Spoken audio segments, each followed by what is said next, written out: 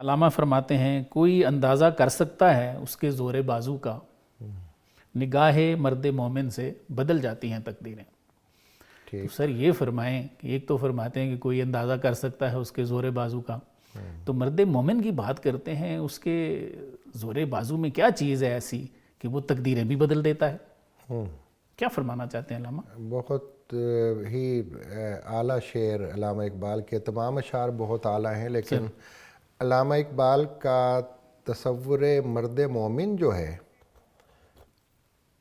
اس کا ایک بہت ہی خوبصورت اظہار جو ہے اس شعر میں ہوا۔ کوئی اندازہ کر سکتا ہے اس کے زور بازو کا۔ کس کے زور بازو کا؟ مرد مومن۔ علامہ اقبال کا جو مرد مومن ہے اس کے زور بازو کا اندازہ کوئی نہیں لگا سکتا۔ اس کے اندر تو اتنا زور ہے، اتنی طاقت ہے، اتنی قوت ہے، تقدیریں بھی بدل دیتا ہے کہ اس کی نگاہ سے تقدیریں بدل جاتی ہیں۔ واہ! یہ علامہ اقبال بالکل دوسری کوئی رائے میرے خیال میں ہو نہیں سکتی۔ یہی فرما رہے ہیں علامہ اقبال کہ مرد مومن کی نگاہوں سے تقدیریں بدل جاتی ہیں۔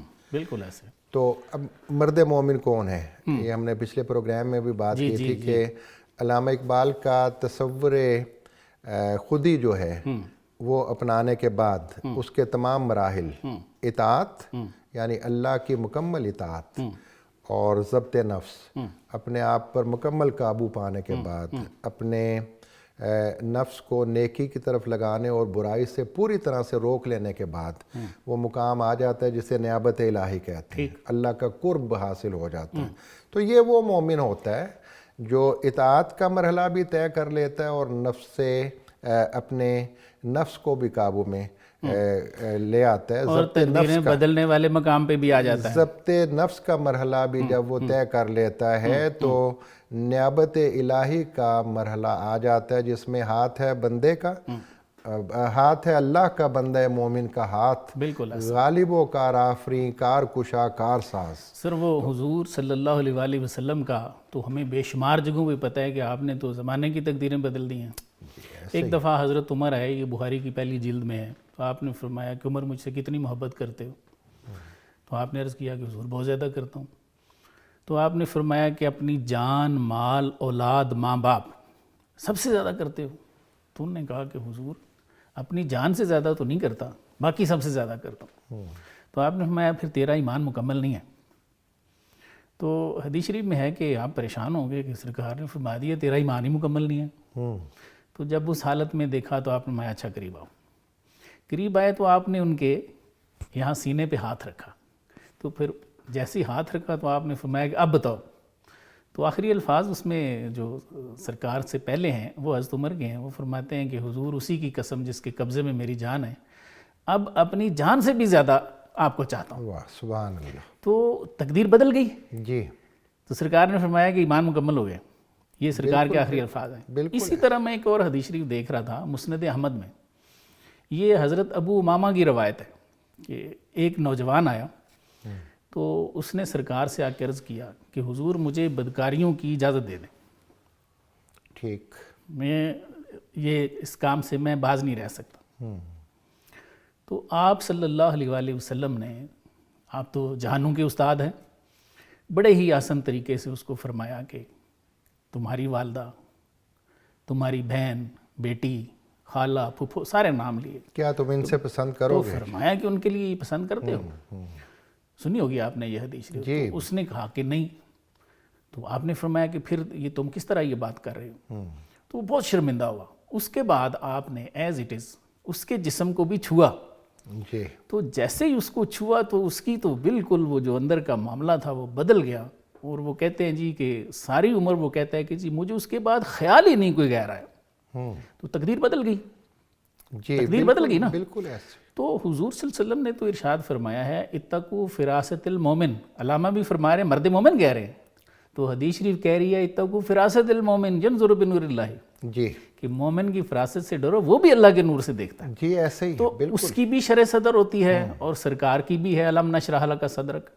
تو جیسے آپ صلی اللہ علیہ وآلہ وسلم نے لوگوں کی تقدیریں بدلی ہیں، جب انسان آپ صلی اللہ علیہ وسلم کا امتی جو ہے وہ بھی اپنے ماں سے وہاں پہ قابو پا لیتا ہے تو اللہ تعالیٰ اس کو وہ جو بصیرت ہے وہ اس کو بھی عطا کر دیتے ہیں. جی بالکل. تو یہ قرآن کی تعلیم کے بالکل عین مطابق ہے. وارث صاحب میں گزارش کروں کہ ہندوستان کے اندر سر اولیاء نے جو لاکھوں غیر مسلموں کو مسلمان کیا ہے سر تو کیا وہ تقدیریں نہیں بدلی؟ واہ واہ واہ، بالکل ایسے، تقدیریں بدلی ہیں. بالکل ایسے نگاہ مرد مومن سے بدل جاتی ہیں تقدیریں. حضرت علی حجویری رحمۃ اللہ علیہ نے لاہور میں ایسے لاکھوں غیر مسلموں کو مسلمان. حضرت مجد الافسانی نے حضرت نظام الدین اولیاء کا بھی واقعہ ہم نے ایک اپنے دوست سے سنا، کتاب کے اندر بھی موجود ہے کہ فارسی بھی آپ پڑھایا کرتے تھے. جی حضرت نظام الدین اولیاء فارسی بھی پڑھاتے تھے. سبحان اللہ. تو ایک ہندو لڑکا پڑھنے کے لیے آتا تھا،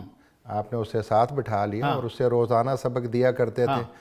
کئی سال تک وہ آتا رہا، فارسی پڑھتا رہا، لیکن آپ نے ایک دن بھی اسے کہا نہیں کہ مسلمان ہو جاؤ. ایسے ہی. اور ایک دن جب وہ آیا آ کے کہتا ہے کہ مجھے کلمہ پڑھا دیں. واہ واہ، سبحان اللہ. تو یہ نگاہ مرد مومن سے بدل جاتی ہیں تقدیریں. اور مرد مومن تو چھوٹے ہوتے ہوئے بھی تقدیریں بدلتا ہے. حضرت شیخ عبد القادر جیلانی رحمۃ اللہ علیہ کا واقعہ بہت مرتبہ آپ نے سنا. بچپن میں کہانی پڑھا کرتے تھے کہ سانچ کو آنچ نہیں اور سچ کی برکت. ایسے تو اسے اس پہلو سے بھی دیکھنا چاہیے جی کہ وہ چور اور ڈاکو اور لٹیرے تھے، لیکن ایک ولی جو ابھی اپنے بچپن میں ہے اس کے عمل سے اور اس کی نگاہوں کی تاثیر سے ان کی تقدیر بدل گئی اور اسی وقت انہوں نے وہ مال واپس کر دیا اور توبہ تائب ہوئے. اور کہا جاتا ہے کہ ان کا سردار جو تھا وہ بھی آپ کی معیت میں رہا بعد میں، وہ بھی ایک ولی اللہ بنا. تو جب اللہ کی اطاعت کی جاتی ہے، اپنے نفس کو قابو میں کر لیا جاتا ہے، تو پھر وہ قوتیں اللہ تعالیٰ اپنے بندوں کو، اپنے مومن بندوں کو، مرد مومن کو عطا کرتے ہیں کہ لوگوں کی تقدیریں اسے نہ صرف لوگوں کی بلکہ قوموں کی تقدیریں بھی بدلتی ہیں. حضرت علامہ اقبال علیہ رحمہ اور حضرت قائد اعظم کی محنت سے، کوشش سے، جد و جہد سے پوری قوم کی تقدیر نہیں بدلی کہ کہاں غلامی کی زنجیروں میں جکڑے ہوئے تھے. اور میں یہ بھی عرض کروں کہ بڑے بڑے علماء اس دور کے پاکستان کے مخالف تھے. ایسے ہی ہے. اور علماء کے ساتھ بہت لوگ ہوا کرتے ہیں، آج بھی ہیں، ان کی بات سنی جاتی ہے. ظاہر ہے کہ مجمع ہوتے ہیں، جمعے والے دن ایک بڑا مجمع ان کے ساتھ ہوتا ہے. تو بڑے بڑے علماء، مفسرین، محدثین یہ مخالف تھے پاکستان کے، لیکن پوری قوم کی تقدیر بدلی ہے قائد اعظم اور علامہ اقبال نے. اور ان کی نگاہوں کا یہ اثر ہے کہ ان کی ایک نہیں سنی لوگوں نے. حالانکہ علماء کی زیادہ سنی جاتی ہے آج بھی، لیکن ایک نہیں سنی. حالانکہ انہوں نے ایڑی چوٹی کا زور لگایا. قائد اعظم کو کافر اعظم نعوذ باللہ کہا گیا. علامہ اقبال پر کفر کے فتوے لگائے گئے، لیکن اللہ تعالیٰ نے اور حضور صلی اللہ علیہ وسلم کے فیضان سے یہ ملک بننا تھا، لہٰذا ان کی نگاہ سے پوری قوم کی تقدیر بدلی. علامہ تو یہ کہتے ہیں نگاہ مرد مومن سے بدل جاتی ہیں تقدیریں، یعنی ایک کی، دو کی، تین کی، لیکن ساتھ ہی یہ بھی میں عرض کر رہا ہوں کہ پوری قوم کی تقدیریں بھی بدلتی ہیں.